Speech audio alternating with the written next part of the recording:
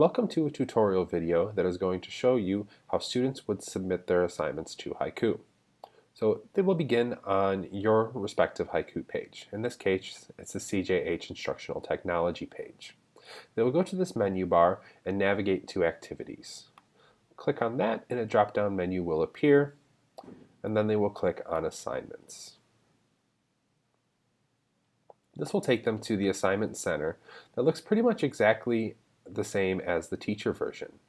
So in this case, we're going to click on the assignment title, which is Haiku Practice Questions for Tutorial Video. So once they've clicked on the assignment title, they will get a pop-up. And this is pretty much a mirrored version of what you created when you made the assignment.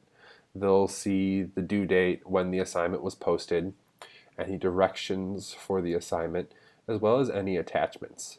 As I said in the Creating Assignments video, the attachments can be a set of questions, it can be a template, or it can be anything that you think of that will help support your students as they go to complete this assignment. So in this case, we're going to click on this Haiku Practice Questions Google Doc, which, remember, it was set to read only. So this will force students to make a copy, and it will break the connection and any chance of the document being a collaborative document. So right now you will see that the view modes are set to view only, and you might be thinking, well, how do I get my students to be able to edit this? It's pretty simple, actually. You'll go up to File and then click on Make a Copy. I recommend that you have some sort of file naming nomenclature that all of your students follow for all of your assignments. I have always been partial to last name, first name, name of the assignment, and then you have two options for that last piece. You could maybe do the date for the assignment, where if you're doing bell ringers that they will work on every day when they begin when they come into the class, and then they will submit them at the end of the week. Maybe you put the date. So maybe 10/19/2016, 10/12/2016, so on and so forth, so that they will have, it will be easier for them to kind of navigate that. Or maybe if you're a language arts teacher and you teach a section of reading and a section of writing, maybe you want them to put the period so that they can differentiate between the different periods that they have you for. Also, as you go down the folder, if you have the students create a folder for your class, which I recommend, they would be able to choose the file path this way. In this case, we're just going to save it to my drive because it's just a test account. So they've got the assignment named. We're going to go ahead and put today's date, which is 10/19/16, and then press OK.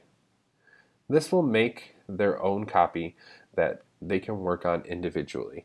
This is their private version, and it has disconnected them from any chance of this being a collaborative document. After they've done that, they can go and start to answer the questions. Or they can start to complete the outline, or they can complete the task that you want them to complete. We'll assume that this sheet in front of us has been completed, and it's about time to go ahead and submit it. So let's jump back to the Assignment Center. If it was left open like that, they could do that, or if they, more likely, if they navigated away from the page, they would go back to the assignment that they want to submit, and then they have the option to press Hand In. They'll press this button, and then they will be taken to a screen that will allow them to submit their assignment. They would then attach the assignment using Attach from Google Drive. Click on it, and it will be attached. I want to note that up here you have a message feature. So if the student maybe was really struggling with a part of the assignment, they could say, hey, Mr. Smith, can you focus on my verb tense agreement, or maybe something that they were struggling with. Or they can write a message saying, hi, attached you will find my Haiku practice questions, or whatever it may be, just so you know that they have that option as another way to communicate with you. I want to point out two things right here. There's a big difference between Hand In and Save Draft.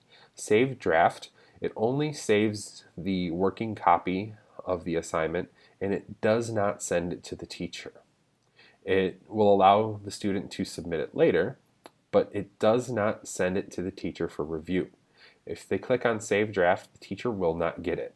When they are ready for the assignment to be submitted and for the teacher to review it, they would click on Hand In.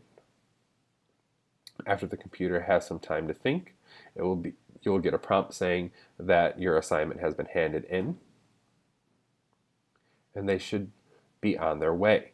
One thing that I highly recommend all students do is to refresh the page, because when they refresh the page, keep an eye on this handed in column. Look how different it looks.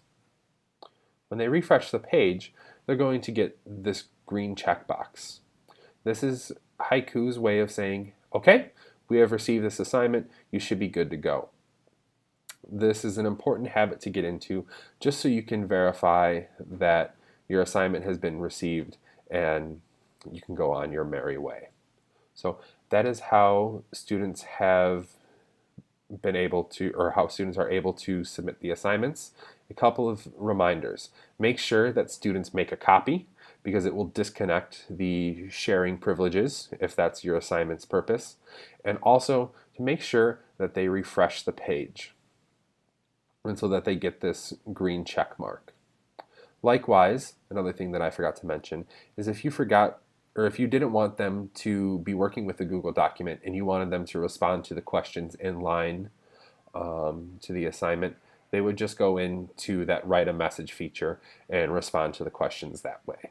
So those are just some options for you. Please contact me if you have any questions. Thanks for watching.